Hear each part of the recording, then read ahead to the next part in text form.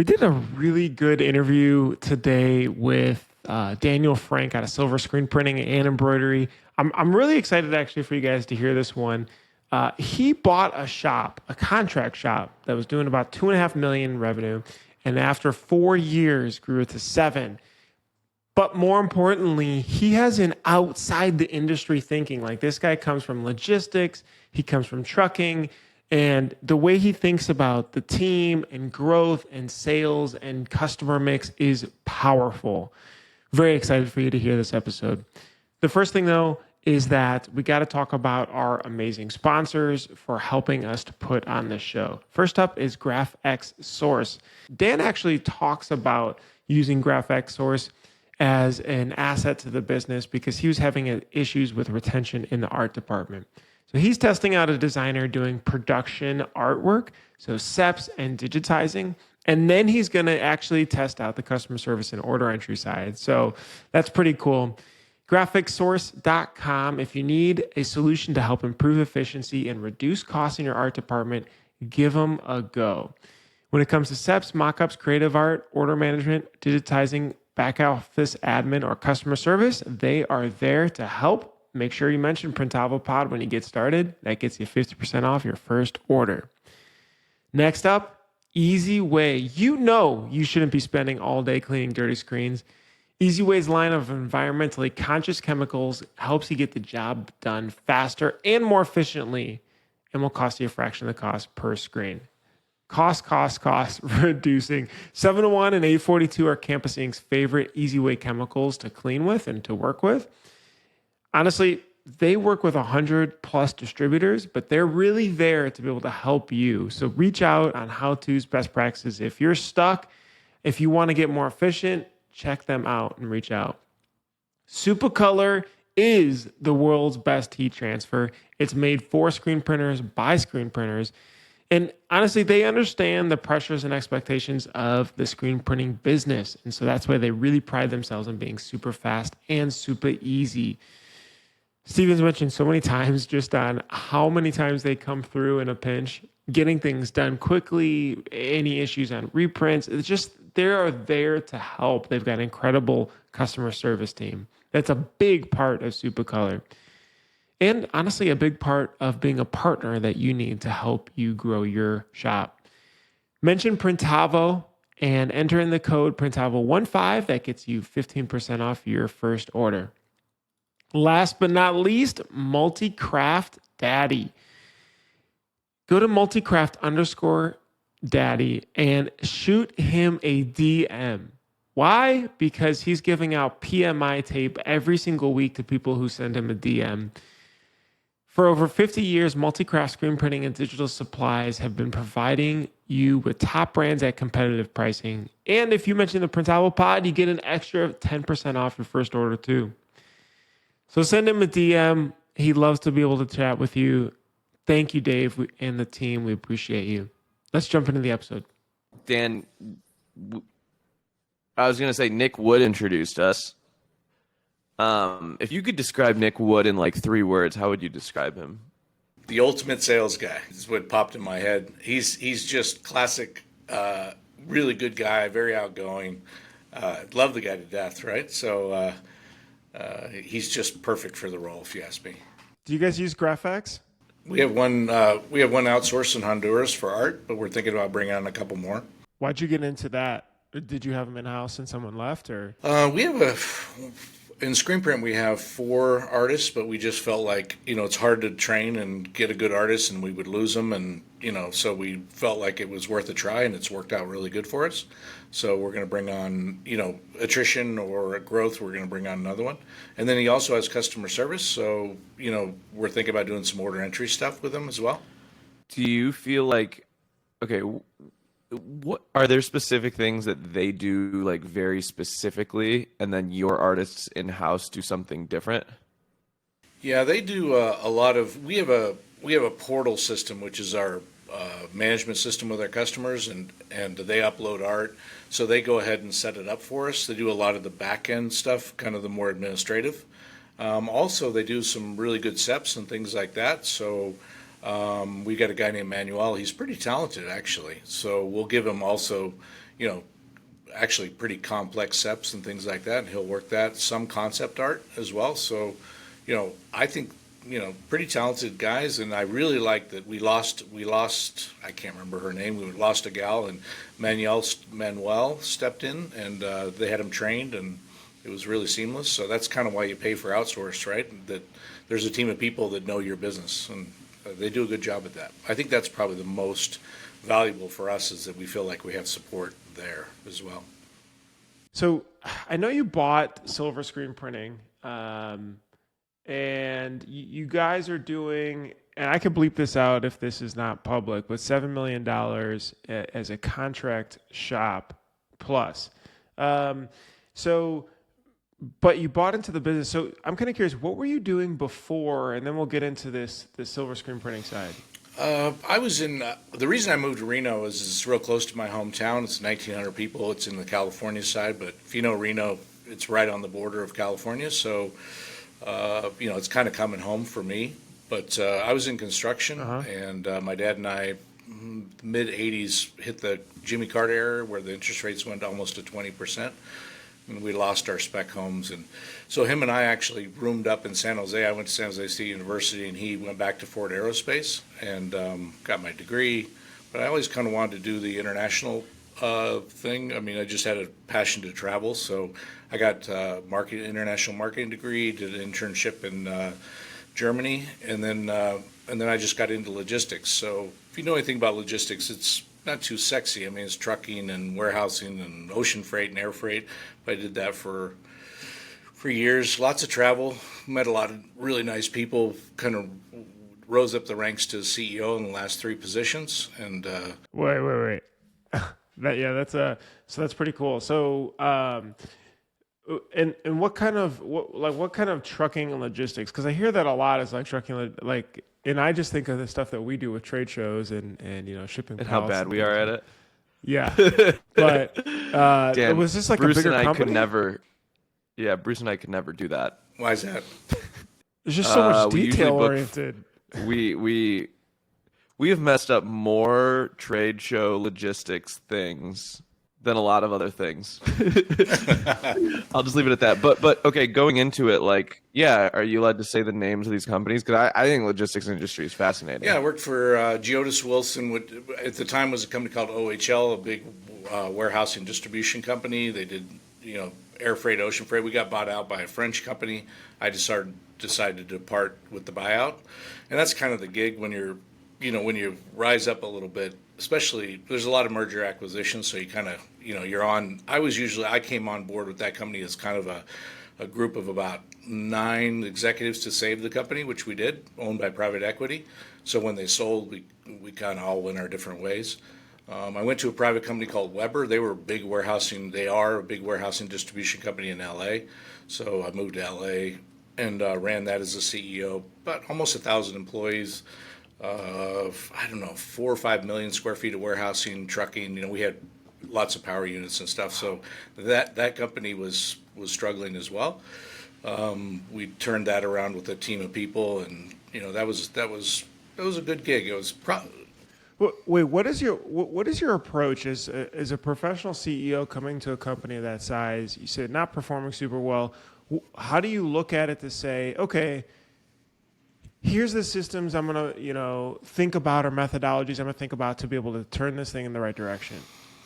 Yeah, I think assessing the team and really assessing, you know, the areas where they're making money and they're not making money. In that situation, I had to close a lot of facilities, downsize the company probably to about, 600 employees, so a lot of layoffs, very difficult.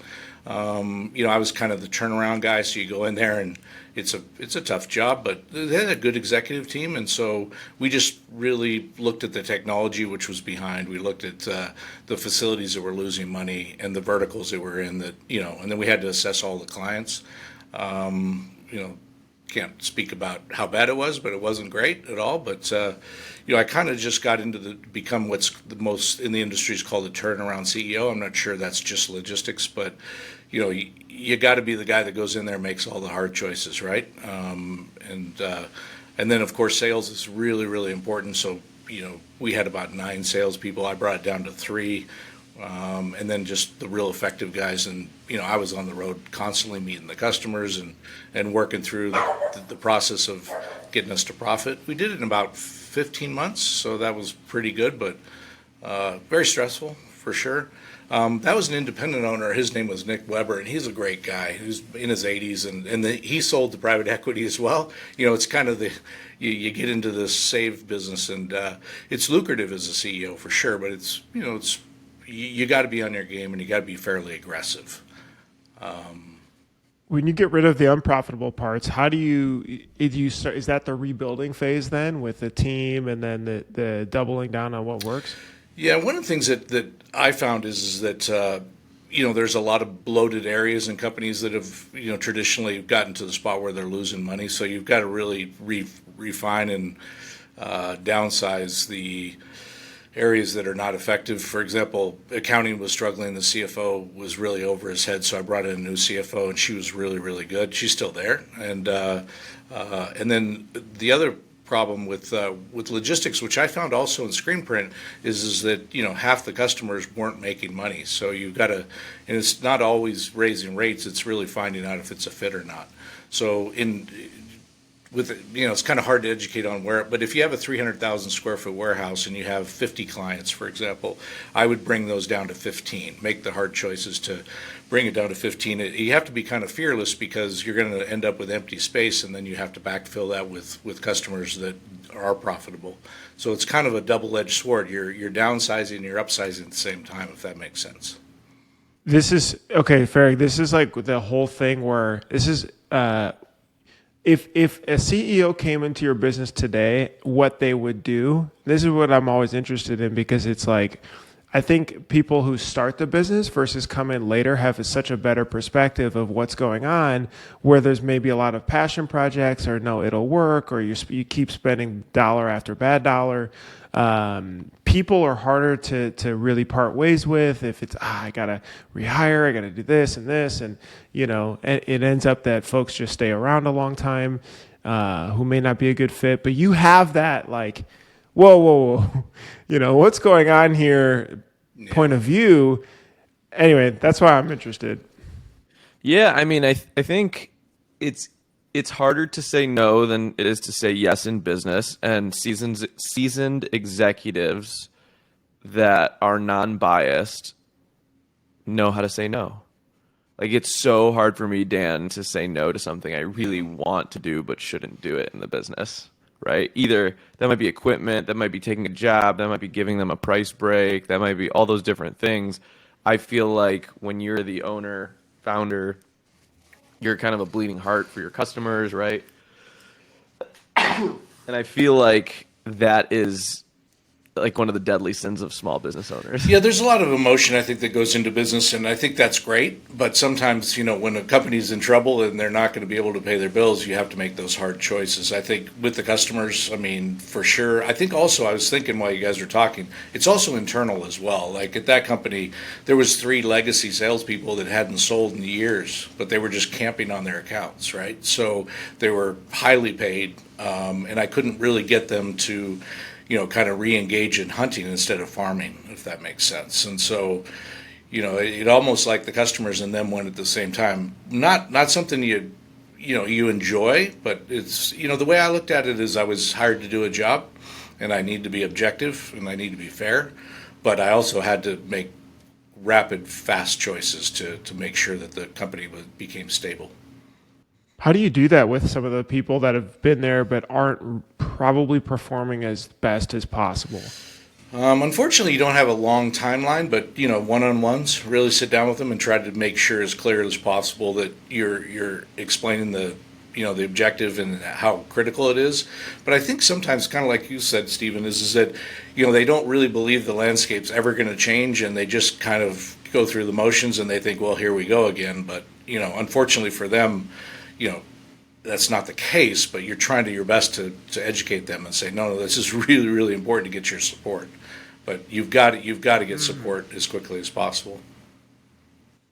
How do you like, do you get like, how do you stay fresh so you're not complacent then over time? Because I wonder if part of it is, yes, there's the emotion side, and then maybe the other part is they've been around for 10 years or whatever it is, right? And so how do I don't know, how do you still have that even, okay, running Silver Screen, maybe like, okay, 5 years later, a couple people probably aren't the best fit, but I don't know, they've been around, they'll fix up, and then you look back another year and they're still doing the same thing. Do you kind of look outside, or do you just try to make it very analytical and it's like they're either green or they're red and they've been red for 3 months and so this has got to change? Yeah, with Silver Screen, I mean, it was it was a good company for sure, but they're been in business since 2003.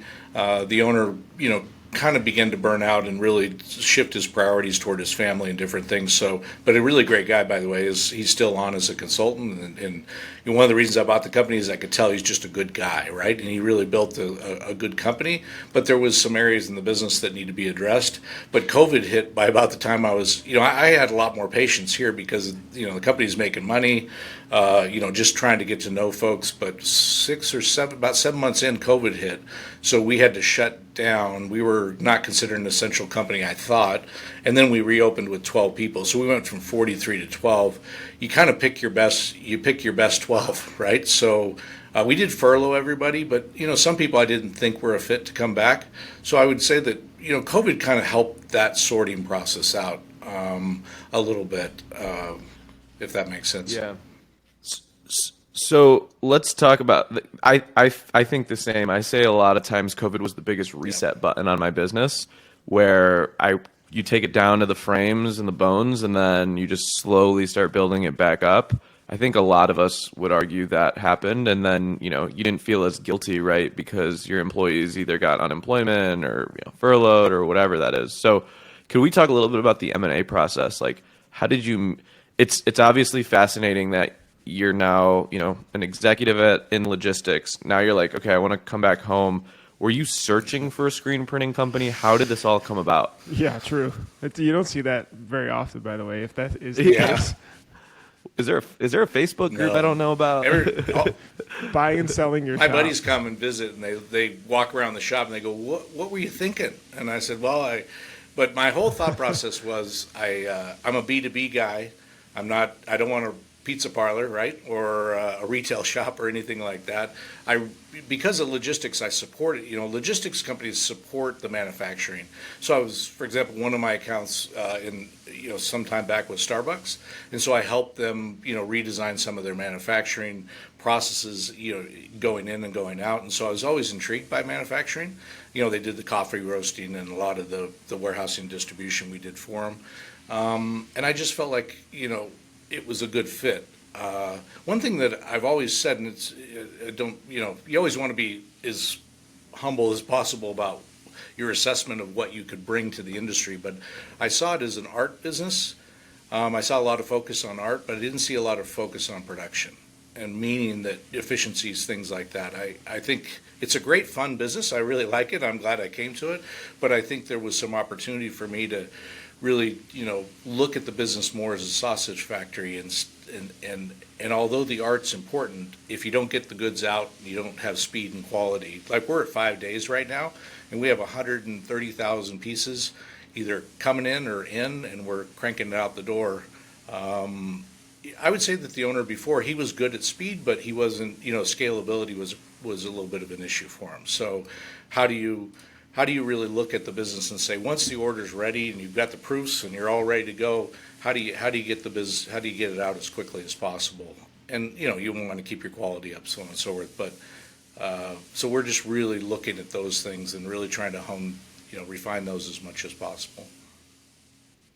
Wait, but how do you find, like, why a screen printing shop versus another logistics company or something else? Yeah, why screen printing? I blew right by that. I mean, there's not Reno's a pretty small place, so you don't have a ton of options, right? So when I met the owner of this place, he'd done a really good job of building up. I think they were about 2.7 million, something like that. 40 employees, definitely the largest shop in Reno. And he built a proprietary portal, which is the operating system, which we're upgrading right now. We've got a developer doing that. But, some real good systems and processes that I could cut. A lot of the things that he did 4 years later, we're still doing the same process.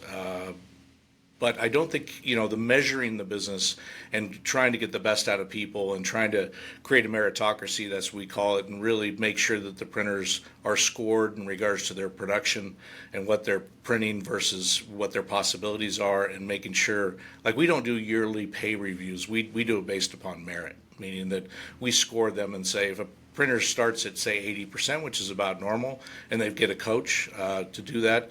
Once they get to 85, they get an increase. Once they get to 90, they get an increase. We have 3 printers. I was just talking about this. We have 3 printers at 100%, and those are our rock stars, right? They train other printers. They get paid very, very well. But one gal, she's been here only 7 months, and she's probably got 6 increases.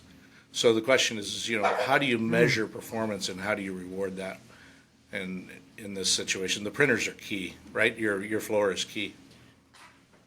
So what I'm hearing is, the previous owner had good roots, good bones. There's good stuff in the business. He obviously built something that was proprietary. So you're looking at it and saying, okay, there's something here we can do with it. But what I'm hearing is you brought the people component of now we're going to get people to use this stuff correctly. How, with 43 employees, do you have like a head of HR?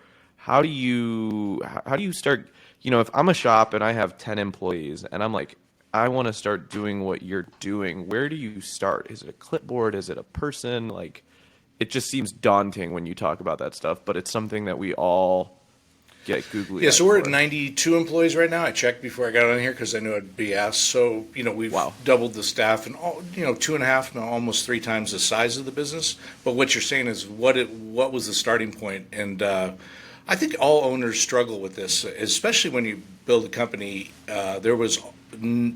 He had 43 direct reports. So, creating a leadership team. Yeah, he was a worker.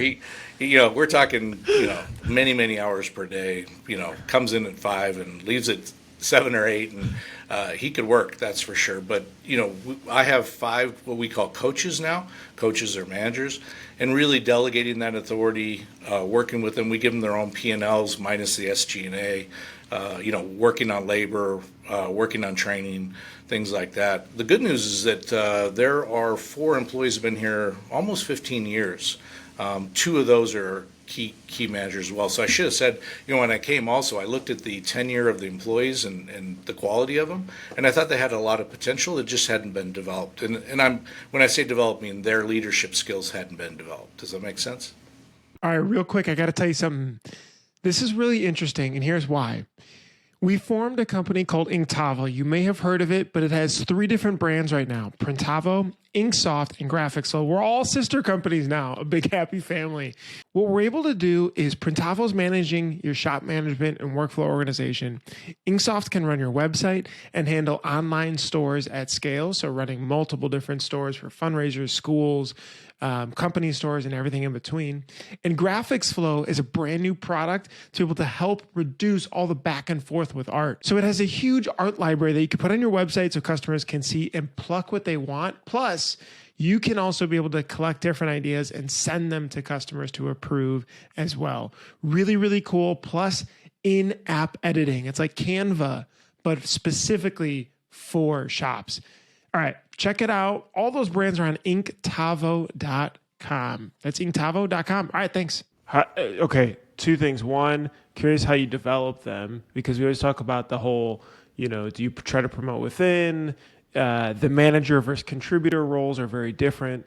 But also you mentioned, so that's the second part. But the first part is the P&L. What do you mean by you gave each coach or leader their own profit and loss, these sort of department? It's almost a visual process. I can't do that, but what I figure is I want to give the manager or the coach they're controllable. So in this business, for example, the embroidery manager, he can control his revenue at some point, but at the end of the day, if embroidery is slow during summer, it's just going to be slow.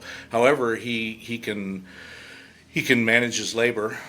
He can also manage his COGS, his costs, and he can manage the damages, which can be a large part. On labor, one of the things that I came up with that I haven't seen a lot in the industry, and in logistics, it's hard to explain, but employees are not trained on just one department or one thing. You got people moving different departments, different accounts, so on and so forth. And I saw people kind of siloed. And when I say silo, meaning they were a embroidery operator on a machine, and that's all they knew. So what we really did is we started training more operators. Training's a big deal. Probably took us 2 years to get where we're at today, but we call it training, cross-training, meaning they can do different types of things within the department, and then we labor share like crazy. And that's the biggest uptick that we had is, for example, if embroidery slows down, we want those employees trained in other departments so they can be shifted. And we do a lot of shifting. And in the beginning, it was really, really hard. It was culturally and then the employee thought they were losing their job if they didn't move departments. And what we do is we actually score them higher when it comes to increases and stuff if they have more skills.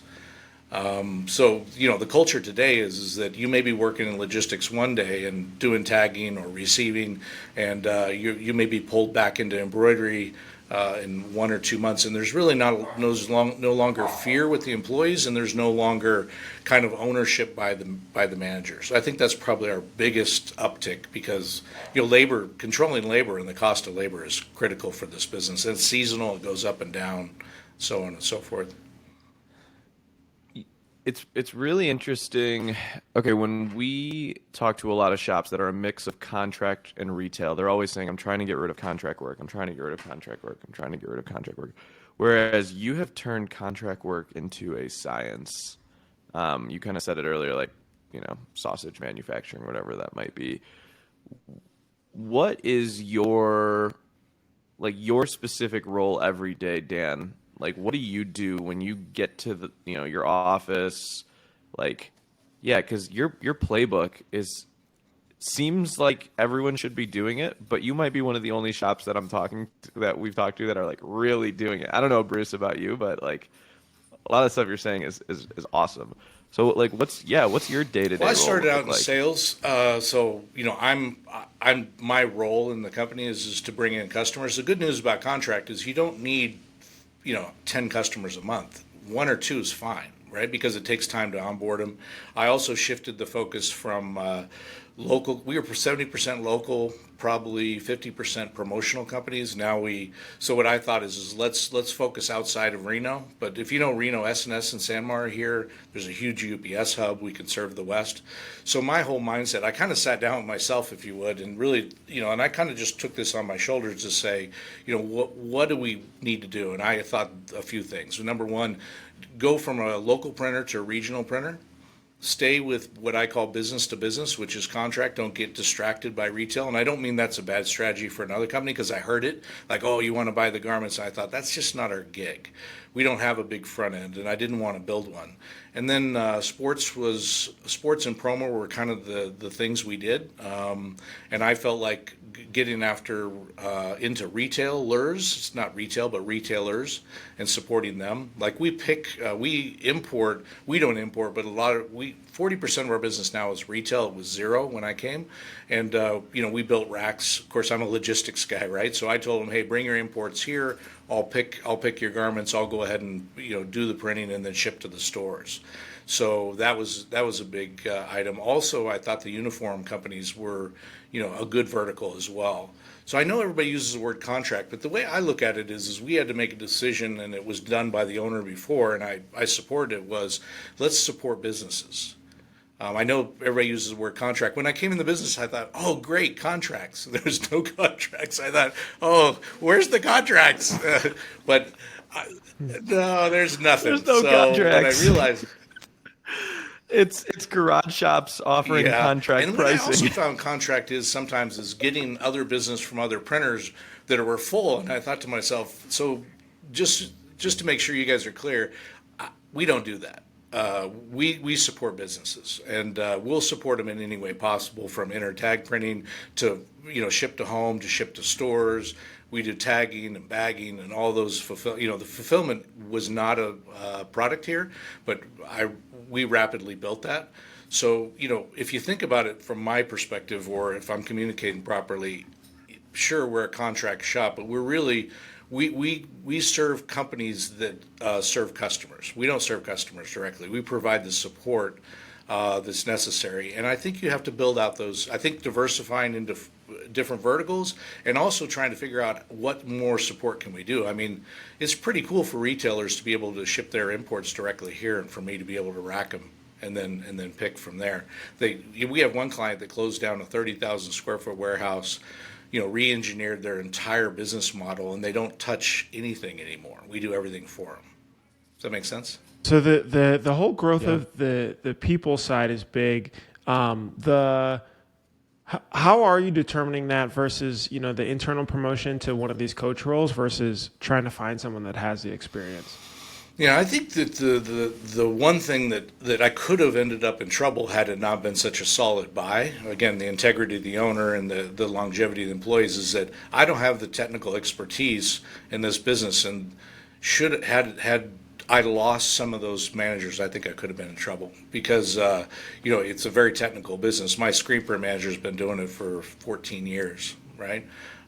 So helping them learn leadership, pretty common leadership items, if you would. I don't know, items the right word, skills, if you would, and teaching them how to mentor and raise up captains, which we call captains as supervisors, and how to create delegated authority.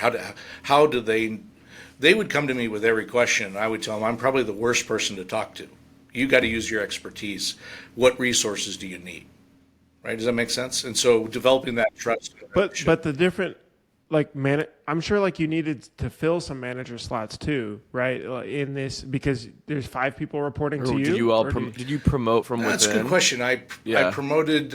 Funny story. I had the owner. His name is Dave. Dave asked me to walk the shop and look around for the guy that had the most potential, and he was the lowest paid guy, and he was kind of a partier, and he's just a fun guy though, and I could tell he was really intelligent, and I need a logistics manager. Because we just hadn't built out, when we were going to build out fulfillment and all this stuff. And I just started mentoring him and sitting down with him and say, hey, what do you want? What's your goals for life? So on and so forth. And now he's one of my key managers. It's a great success story, but mentoring him and really seeing the potential in him, right? Where maybe other people didn't. And then customer service, the same thing. We had a young lady. I did have turnover of our customer service manager. She'd been here 8 years. Kind of a little bit of burnout. It's not an easy job, but the gal that in her early 20s, and she's just on fire. She's doing a great job, and she's very mentorable. So I would say, to answer your question, I think the key with leaders is that they're listeners and they're learners, right? And that we could develop a rapport, and that there's trust. I feel like when I finally am to a point where I have a really good leadership team around me, they are going to do better than I would ever do in that role, right? From an expertise or a task maturity standpoint. But I think that humbleness, that I'm always going to be a learner, the biggest turnoff I get when I'm trying to find a leader is the know-it-all. Oh, if I have a know-it-all, this is not going to work, right? Or I have an answer to everything, or I'm always going to just do the most or win. It's you want a humble, modest, someone that's going to just learn and listen. Because I think what you said there, Dan, is I sat there and I mentored him on life. He'll figure out the role. I'm just going to be a good coach for him. Okay, you use the word coach and captain, and you made the reference to sports. Do you run your business like a sports team? Is there sports a big emphasis on that? Well, I just went with it. I think it's kind of fun and cool. But yeah, he was a big sports guy, and we did a lot of sports. At the time, Eastbay was we were the West Coast solution for Eastbay, and sports was probably 35 to 40% of our business, team sports. BSN bought out Eastbay, kind of gave us the opportunity also in a little bit of a crisis to pivot away from team sports percentage-wise. We're less than 20 now. But to answer your question, yeah, it's a very sports culture here for sure.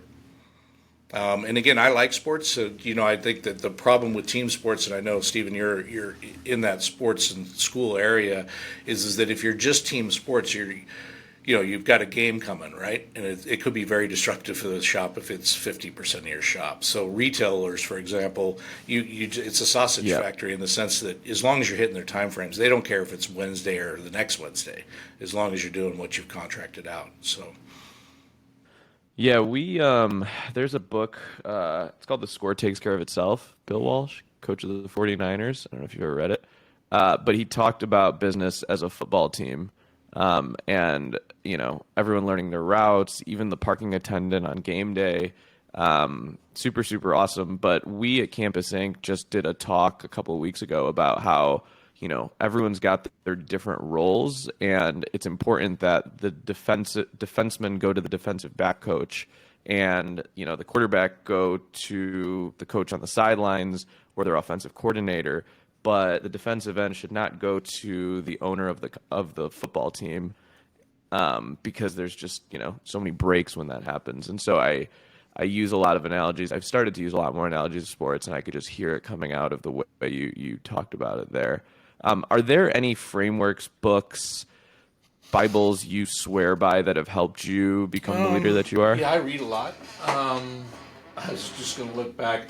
Good It's on the shelf. Yeah, exactly. Good to Great is a book that I think is really, really good because you mentioned structure. I mean, probably the hardest thing for a leader to do is when I say trust, sometimes we could maybe do it better, but instead mentoring and coaching and watching your leaders fail is hard. But I think that failure, one of the cultures that was here that I didn't like is there was a real fear of failure. And I think, developing that situation, like you said, where they're not going to grow and the team's not going to grow if you don't allow for some failure and you really keep your hands out, right? So I've got an open door policy. Anybody can come talk to me, but I'm not going to make a definitive decision with that input without going to that manager or that coach and saying, hey, this is what I see. What do you think? And really working through that delegated authority. It's difficult. I think, you want to fix stuff, right? And then Pat Lincioni is another set of books that we've done. If you know who he is, he's got some really good people skills. I think one of the things about this industry is that you're dealing with folks that don't know business very well. They're probably coming in. They've worked in a couple different industries, and how to really kind of bring them into the culture and really help them. You mentioned something that, well, I clearly mentioned it. I think life coaching is just as important as business coaching as well. Making sure that the employees that come in here feel like they're cared for and that they're listened to, and that you don't want to get into their soup in regards to their family life or so on and so forth. But hopefully you can help them in those areas, because if they have a really good understanding or they make progress in their personal life, from like, for example, Dave Ramsey has a financial peace course. We do that every year, and we try to help our employees with, we pay for the whole thing, and that's a course, if you could look it up, that really helps them budget and learn those skills as well. I mean, if interesting. So I don't know if that all makes sense, but really trying to No, I mean, when you care about people's lives, at least showing some, like whether it's education, mentorship, learning financial literacy, they're going to work harder for you because you care about something that doesn't affect you as much. I think there's a big unlock there, because I think shops think, oh, they should have a job. They should come here every day. They should be ready to work. And that's because I'm paying their living. But like, you obviously have taken a much different approach than that. Yeah, I mean, even we loan our interest-free, we loan our employees up to two times a year. If they get in a crisis as well, we'll go ahead and create a payment plan for them and do those things. I mean, so, some people get in a crisis, but, was the company compassionate and helpful during those times, right? Do you have an HR manager that really oversees this all? Yeah, when I did this, my wife hadn't worked for like 18 years, and I begged her to help me. And the reason is I really wanted her to help me take care of the employees and navigate the challenges that were there, and also the finances. It's really good just to have somebody, having a full-time accountant. I do trust her; she's really good. But your wife is, going to be pretty rock solid when it comes to those decisions, right? So she's got a vested interest in it just double checking everything and making sure purchases are correct. So she does all the inventory and things like that as well. Gotcha. And she had some skills. She was in corporate America before, obviously. So Where did you find your wife? No, I'm just kidding. I worked with her. Yeah. I'm kidding. You talked about this growth too, which is pretty crazy, going from 2.5 or so to 7 million in a couple of years, but also nailing down this diversity of sales and coming from different areas. Where did those come from? Was this networking, just knocking on doors, like emailing, trade shows? What is the plan? Well, I'd already told you my strategy in corporate America. I just, sometimes you just copy the thing and you do it again. So we did as a team get in a room for about 8 hours, and we did offboard about 40% of our clients. We had to create room, and I've been asked a lot of times, how do you do that? And it wasn't just size; it was really because we work business to business and support them. Do they know their art? How does the customer experience look? Because a lot of times you'll get customers where stuff comes back all the time, and a lot of times it's really about understanding what they're looking for. Do they know garments? Do they how do they work with us? Is it seamless? So on and so forth. So that was probably the first step to the sales, and that again, I told you that's kind of my DNA. I look toward the existing customer base, and it's kind of a leap of faith, right? I mean, you have to say, if I'm wasting my time with the 40% of clients that are maybe not a good fit, or it doesn't fit our model, so on and so forth, hanging on to them is not working. So, that was the first step. What other characteristics too did you set to make sure or to know which ones weren't a fit? It's kind of like the employees. I mean, I have a relationship with all of our customers, and at that time I was getting to know them, and some of them weren't happy, right? You could define why they're not happy, but if you can't get to a spot where there's peace and you can have a conversation and say, hey, I appreciate you, we appreciate you, and they say the same, then you need to either work that out or part ways, in my opinion, because there's too much turbulence. Does that make sense? If you're gonna be able to really crank the business, you need a client base that is a fit for you and you for them. It's not, we're still a service provider, but maybe a client's going to hang on for price or hang on for these things. But, and by the way, some of the customers came back, they'd call me and they'd say, can we come back? And I said, well, we need to have a talk. And then, through that talk, there was a much better relationship built. It's really interesting. I say, like, I've said this on, previous episodes, the highest value a CEO can make is attracting new customers and working on the customer side. And so, like, you have to automate everything else because your biggest value add is going to be outward facing. You are probably one of the only people in the company that can push a customer away, fire them, and then bring them back in, get their prices right, and get them on the right guardrails. There's something about, there's no customer success manager that can do that, salesperson that can do that. Like, that has to be you. But you kind of said it best. You then make them into a champion for you. Like, we're going to have a talk. Okay. Yeah, sure. We'll pay a little bit more. Okay. Now we're talking, right? Bruce, I'm curious, like, at your time at Printavo, you would get bogged down in the weeds and then you'd be outward facing. Where do you think your highest value add was? Because you were also building a product too, but like you played both sides of it.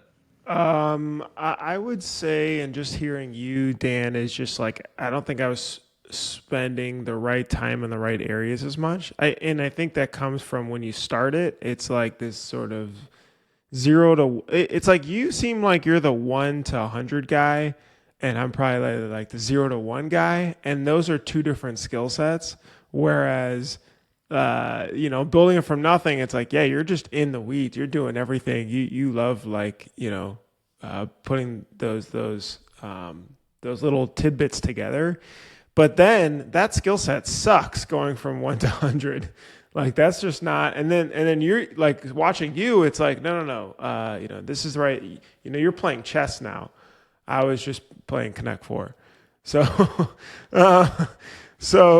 But I should have, those higher level things, honestly, to answer the question, like those higher level things of the getting the right team, coaching the right the right team, not getting so spread thin with managing too many people, I think makes it harder to coach because you're so burnt out on managing so many people. But I think, Bruce, shop owners can look at this example and say, okay, I got my business to X. I don't know if I have the skill set to take it from X to 100, because what I'm seeing here is Dan is seasoned at this, at mentoring people, at creating, programs, rails, whatever that might be. And it's not embarrassing for a shop to say, shit, I need help. I'm not good at this now. I've grown this thing to $1 million.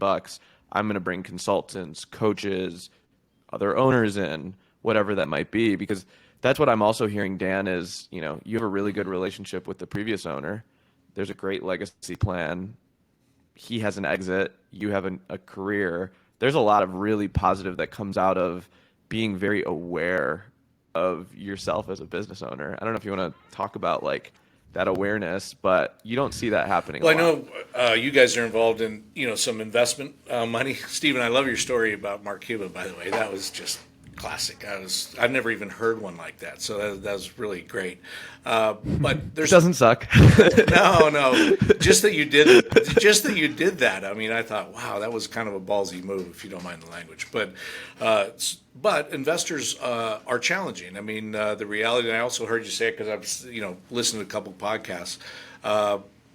For me, I just decided, I want to focus just on I want to use the skills that I brought, and I want to focus just on the customers and the employees. It makes it a little easier, to be honest with you, because I was serving the owners. You probably know, Steve, right now, you get a lot. And by the way, it's necessary. If you're going to have investors, they're going to have questions, and they're going to need those things. So I feel like this is kind of a dream for me, because the owners went away. They're just gone. So I'm like, oh, now I can focus on the business. So there's a skill set, I think, that I don't have to exercise, and I don't think I was very good at it. By the way, my whole focus was the employees in the business, and they were like, "Hey, Dan, you don't have our attention." And I'm thinking, I'm doing my job, right? So I probably wasn't the best at that. But I think also you mentioned, if you're going to focus on something, I think the revenue and the clients are critical. We say employees first, and I would agree with that, but without the customers, you're not going to be very successful. So, what I tried to do when I got here is really look at the things that I thought were great with the company, and then look at the challenges. And I think, really looking at this, diversifying the client base, and really, really getting in a relationship with those customers, that they were more strategic and not tactical. To just wrap up on the sales side too, the cutting 40% or so out, which by the way must be pretty scary. I feel like I'd be like, oh boy, especially with overhead or whatever else is going on, just expense wise. How do you rebuild it? Like where do you go? What's your next step to go out and start hunting now again? Yeah, and I kind of blew by that question with you, so it's a good one. We did it in the peak season when we were busier. We couldn't meet demand anyways, right? So it was we just decided, hey, if there's ever a time that we need to refine our client place, let's do it now. So we did that, and we did it as a team, and it was a great exercise. Then of course the stress of knowing that, hey, peak season is not going to last forever. We need new customers. Then I begin to look at, there's a tool out there that I use called Seamless AI. There's lots of them, Zoom Info, but what I started doing is I looked at, okay, we want to get into clothing brands, and then I would do the research on clothing brand companies, and I would create a target. Like even when I walked in the door, I picked 5 companies I'd like to do business with, and 3 of those are customers. Took years, right? But really, targeting, I don't think referrals are great, and I've been criticized for saying that. I think for referrals are okay, and there's nothing better than a client saying, hey, you want to use these guys, but is that a fit for your business? I think it's better to go out there and say, hey, this is what solutions we can do for you, Mr. and Mrs. Prospect, right? Does that make sense? And then really, I send out about 20 to 30 emails per month that are targeted to the clients that I think would be good fits for us. And I do all the research on the company. I send them a personalized email. I use the CRM to, help me with efficiencies. And then I don't think phones are that if what they'll come back and, if they come back and say, hey, we'd like to learn a little bit more, I try to get them into a Zoom call. We have in a conference room and bring in the management team and, try to listen to them and figure out, they can speak about their expertise and we can learn as much as we can about theirs. So I would say if we can get a prospective client to a Zoom call, the chances of closing are very, very high. But I think targeting and really, really looking at who do you want to be and what clients fit where you're going is super critical. And these tools now, the seamless AI, check this out. I mean, you can find out, unfortunately, their cell phone number, their personal email, their work email. I mean, but you can find out the job titles of a company and who's doing what, and be able to be pretty sure who you're talking to has a role in the decision for us. I think it's really interesting that there's no magic pill you can take your business to grow it. There's still that, hey, I'm going to make a list and prospect 30 of them, and I'm going to get a hold of them, and I'm not going to stop until I do, until they say no to me, right? It seems like, Dan, you kind of have this formula in your head of, okay, if I can get 1 or 2 more contract customers a month, I can grow my business by this. Do you know what that number looks like for you? Like, what is your average value of a contract client? Like, do you try to measure those kind of things and play a game with yourself? I definitely don't think anybody doing under 20 grand a year is a good fit for us. But we're looking for those 100,000. A good $100,000 client is in the top 40 or so of volume. I think those whales are great, but they don't come very often, so you don't want to shoot too high. But and really find, for example, in uniforms, we work with different uniform companies, and there's a lot of independent uniform companies out there. And I've been spending time telling them, hey, we know uniforms, we know what you're about, we do personalization, we do ship to home, things like that, and put that in the package that I send to them. Gotcha. What do you think over this journey? Because you bought the shop, what year is that again? Is it 2018, 2019? It's been 4 years in June. Okay, so 4 years. Pre-COVID, right before? Right before, yeah. 4 years, like 3x almost the growth. It looks like a pretty darn good track record here. Like I have a really good team and everything. But what do you think you would have done differently? Not bought the company right before COVID. No, just kidding. But I wouldn't have known that. It was... Yeah, that was pretty stressful stuff for all of us, right? But again, I think it, like you said, Stephen, it gave us an opportunity to kind of, reset. But say that again, just to make sure I understand. Well, what would you have done differently over the last 4 years running the shop? We're struggling with the technology. We have a portal system which is really, really great. Our customers can log in. It's like a bank account. If you go on U.S. Bank and you check your orders, it's great. But when I came in, I found out we didn't have the source code. It's kind of homegrown, right? I'm working with a good developer, but developing software, and maybe I should talk to you, Bruce. But developing software. And keeping our DNA on that software has been difficult. We think we're going to get it done in 3 months, but I don't know. I guess I'll say this. I'm a little hesitant to say it this way because I don't want to come off as critical. But in logistics, there's just you pick one of 4 packages and you go. There's nothing that I could see that would follow our DNA. I did a lot of research on different programs, more shop focused. Ours is a portal that is really more toward them, front facing. So developing, we're over 400 grand in investment in this version, and I'm just praying that it works. So did I use the right developer? Did we do the right process in software development? And will this work is still kind of a question mark. So that's really interesting when you look at other industries that are much more established. This is what you use, and you just go. With us, we use Printavo, but we use the Printavo API, and we have a CTO and he's got contractors. I think when you start to unlock the next level of business, you basically have to make a commitment to technology that looks like a black hole you might not ever get out of. Like I'm going down this, and here I go, and that's a risky spot to do it. And shops should not be thinking about that until you've broken the $5-6 million range. I'm curious, Bruce, what your thoughts are. Bruce, you get so many people that are like, I'm just going to build it myself, and you're like, okay. I'm curious what advice you have for shops. Yeah. It's the same thing I think, Dan, you're encountering where software is kind of like this iceberg where you just see the tip of it and it's like, all right, cool, 2 months or something. And I still get into the, habit of, all right, cool, we're almost there. But that 90%, that last 10% or so is almost excruciatingly long to get right. And the weird thing about software, which is kind of like running a shop though, is just like the scalability is tricky. And so, it's not like it's done. You're like, okay, cool. I've got the team, I've got the equipment, everything. It's just like a constant, oh, can we change it to do this? Or can we change it to have that? Or, oh, shoot, it doesn't load very quickly anymore because this person has 1,000 orders on the one page and we didn't think about paginating it or the speed of it. Or we had the problem where the other day, one of the vendors like just disappeared. And so it was replacing, because you have to buy all these other little tools to power it as well. So I would just lower expectations. I think that's my only thing is like lower expectations. It's going to take longer than you think and be more expensive, like building a house or something.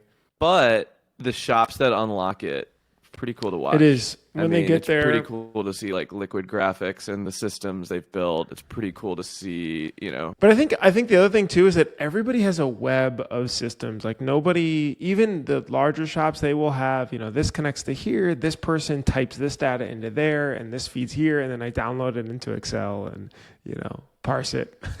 My website just looked like custom ink. Well, one of the things, and Bruce, once we get to the certain spot, I saw on I think it was at a show, somebody asked you, what about the customer facing part, the portal, what I call the portal. By the way, you can't make all things, and you're exactly right on software. I mean, it's, unfortunately, I'm impatient with software, and it makes it worse because I get frustrated. But our portal system, our customers log in, upload their orders, their art, they approve everything online, and I think it's really, really cool. And I think the owner did a great job. But the problem is there's not a lot of back end to that. So we're redeveloping the front end, but then, maybe, God, would be a prayer is that maybe we can map into Printavo on the back, right? Or do something.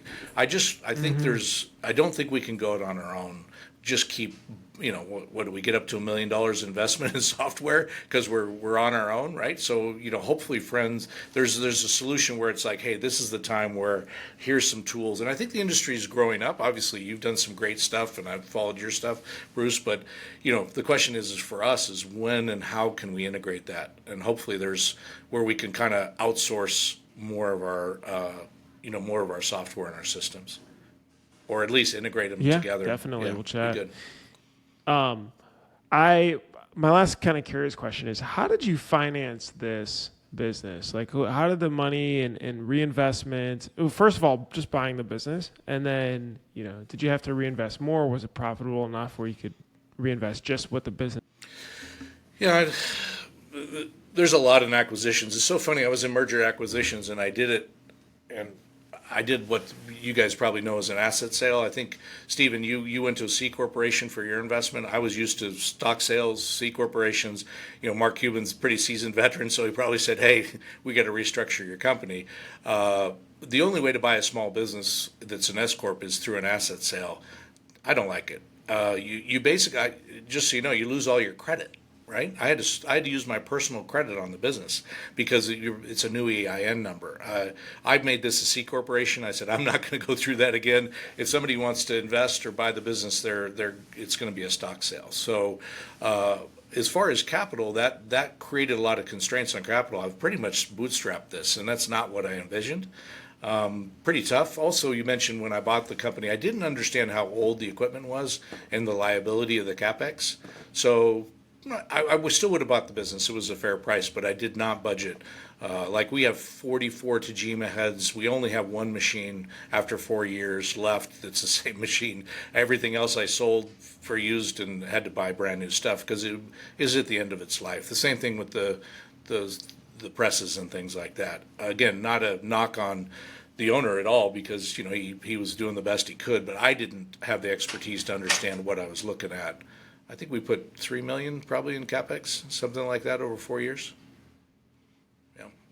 But again, you've got to remember, we only had 4 presses, now we have 7, right? We only had 30 Tajima heads, now we have 44, so on and so forth.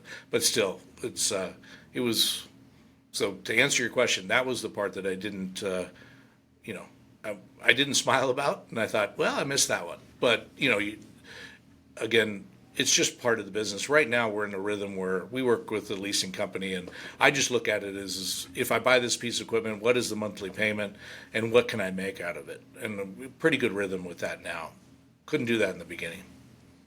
Did you go in? Did you raise prices on most accounts when you went in? Because I'm sure everything was lower than probably market should be. Yeah. So the previous owner was very shy on price increases, scared to do it. So I'm not. We probably are 34% higher than 4 years ago. Now, again, inflation is, 1 year we went 22% right in the middle of COVID, right?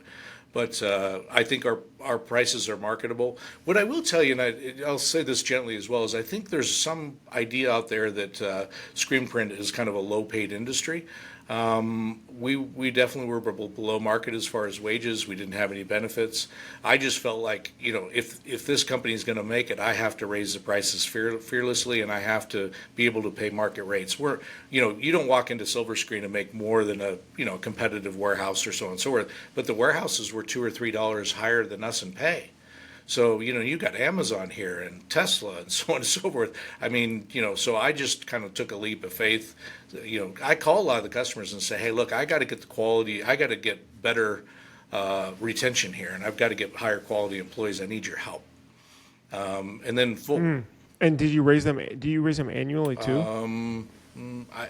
We did the first year, and then I've just been doing it based upon what I can see as economics, inflation, things like that, and our needs. And again, with those 40%, some of the customers were very unhappy with it, and that kind of made it a little easier for us. I mean, the ones that felt we were of value for a higher price were the ones that stayed, right? I think also medical full benefits are really important. I mean, the employees are only paid $25 per paycheck for their medical. I know people get medical, and then it's so expensive the shop employee can't afford it. Our turnover was pretty high when I came here, and now we've really we've got some the front part of the shop stayed, but the shop turnover was very high. It's fairly low now. I'd like to be better for sure, but it is much lower. All right, Daniel, you are amazing. I think you know so many numbers you just rattled off about your business off the top of your heads, which is really cool that you're so in the weeds and even know that. To know that you raise prices 34% roughly is pretty neat. I know you're on Instagram, so people can follow you. It's let's see, Silver Screen Reno, and is that the best way to reach out to you? Sure. Yeah, that's great. Okay, awesome, Daniel. Thanks so much. Well, great. One of the things, just as in closing, I decided, and Nick encouraged me, is to get a little bit more out there and start meeting some people. I mean, it's been head down, coming home, taking care of an elderly family and things like that. But I'll definitely be, at some of the shows, definitely in January. I always forget that show's name, but I'll definitely be down there. Hopefully, can meet you guys. Yeah. Hey, printers, we appreciate you listening again to this episode. This is Daniel Frank, Silver Screen Printing and Embroidery. We'll see you on the next episode. Thanks so much for listening. Hopefully that was informative. Don't forget to subscribe. Don't forget to like. Don't forget to hit the bell for notifications if you enjoyed this video. If you enjoy all the stuff we're putting out, it's really helpful. We love to just be able to see it. That means that we're doing a good job. To subscribe, hit the bell for notifications, and hit the like button. And I'll see you in the next episode. Bye.